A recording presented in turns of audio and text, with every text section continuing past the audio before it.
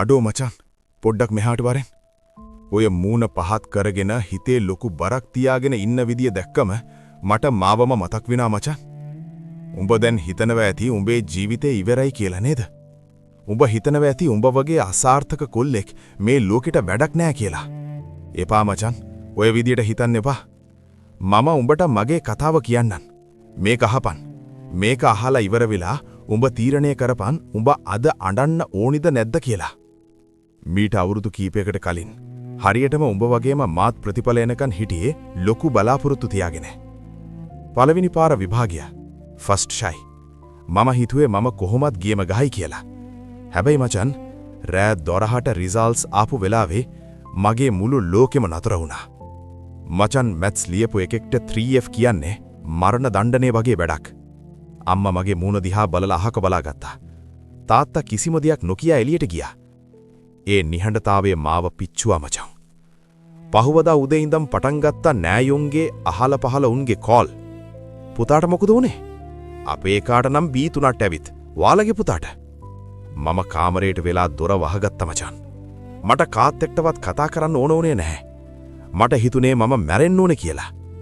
අනිත් යාළුවෝ කැම්පස් යන්න ලෑස්ති වෙද්දී මම පාරේ යන්න බැරුව හැංගි හිටියා. මිනිස්සු මගේ මූණට hina වුණේ නැති වුණාට පිටිපස්සෙන් hina වෙනවා මට දැනුණා. ඕක කොහොමත් කම්මැලියා, වැඩක් නැති එක කියලා උන් ලේබල් ගැහුවා. සති දෙකක් විතර මම හිටියේ හරියට මල කඳක් වගේ. හැබැයි එක දවසක් රෑ මම මගේ පරණ පොත් ටික අස් කළා. ඒ පොත් අස් කරද්දී මට දැනුණා මම කොච්චරනම් කම්මැලි වෙලා තියෙනවද කියලා. මම මගේ වැරදි දැක්ක මචං. මම ෆෝන් එකේ හිටපු කාලය, පන්ති කට් කරපු කාලය මට මාවම එපා වුණා. එදා මම තීරණය කළා මචං. මටම ඔප්පු කරන්න ඕන වුණා මම කවුද කියලා. මට හිතුණා මම අද මෙතනින් නතර වුණොත් අර මට hina වුණු උන් හැමදාම දිනනවා. උන්ගේ කතාව ඇත්ත වෙනවා. හැබැයි මම මේක කළොත් මම එදා රෑම මගේ ටේබල් එකේ ඉස්සරහා ලොකු අකුරෙන් මෙහෙම ලිව්වා. මම කැම්පස් යනවමයි. මට ඒක දැකිද්දී පිස්සු වගේ මචං. හැමෝම හිතුවේ මම පිස්සෙක් කියලා. 3F ගත්ත එකෙක් කොහොමද බං ඊළඟ පාර ගේම ගහන්නේ කියලා අම්මලත් බයෙන් හිටියේ. හැබැයි මගේ හිතේ පත්තු වුණු ගින්දර උන් දැක්කේ නැහැ. මචං, ඊළඟ අවුරුද්ද මගේ ජීවිතේ අමාරුම අවුරුද්ද.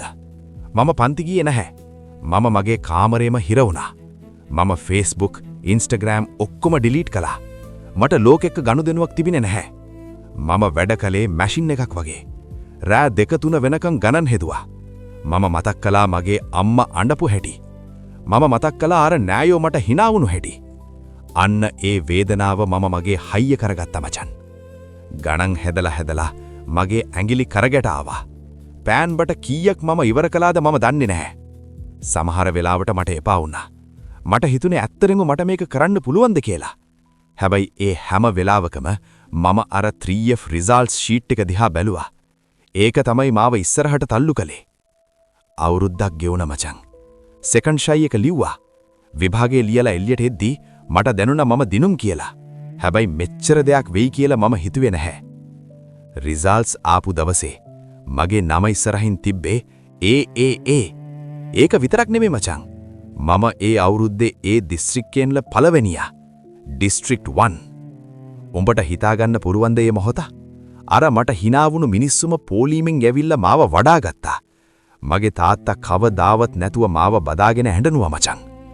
මම අද ඉංජිනේරුවෙක්. ඉංජිනියර් කෙනෙක්. අද මම පාරේ යද්දී මිනිස්සු මට ගරු කරනවා. හැබැයි ඒ ගෞරවය මට ලැබුණේ මම එදා වැටිලා හිටපු තැනින් නැගිටපු නිසයි. දැන් මම උඹට කියන්නේ මචං, උඹ අද වැටිලා ඉන්නව ඇති. උඹේ හිතට හරි අමාරු ඇති.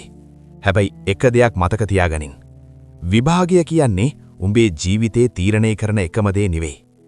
හැබැයි උඹේ අතේ තියෙනවා උඹේ කතාවේ හීරෝ කවුද කියලා තීරණය කරන්න. උඹ අද අඬලා මේ වැඩේ අතෑරියොත් උඹ හැමදාම අසාර්ථක මිනිහෙක්. හැබැයි උඹ අද මේ වැටිච්ච වැටීමෙන් පාඩමක් ඉගෙනගෙන තව පාරක් ගේම ගහන්න ලෑස්ති වුණොත් තව අවුරුද්දකින් උඹ ඉන්නේ මම ඉන්න තැන මචං. උඹට පුරුවා. උඹේ ඇතුලේ ඉන්න ඒ සිංහයාව අවදි කරපන්. 3F කියන්නේ ලේබල් එකක් විතරයි. ඒට උඹේ දෛවය නෙවෙයි. උඹේ දෛවය ලියන්න ඕනේ උඹේම දෑතින්. අදට විතරක් දුක් වෙන්න. හෙට උදේ නැගිටින්නේ අලුත් මිනිහෙක් විදියට. වැරදුණු තැන හොයන්න. උඹට කොතනද වැරදුනේ? ඒක හොයලා ඒකට ගහපන්. කට වහගෙන වැඩ කරන්න. මිනිස්සුන්ට කෑ ගහන්න ඉඩ දීපන්. උඹේ රිසල්ට් එකෙන් උන්ට උත්තර දීපන්. මචන්, මම උඹේ පැත්තේ ඉන්නවා. මම දන්නවා උඹට මේක කරන්න පුරුවන් කියලා. තව අවුරුද්දකින් මට කෝල් එකක් දීලා කියපන්. මචං මමත් ගේම ගහවුවා කියලා. නැගිටපන් බෝසා. මේක උඹේ කාලය.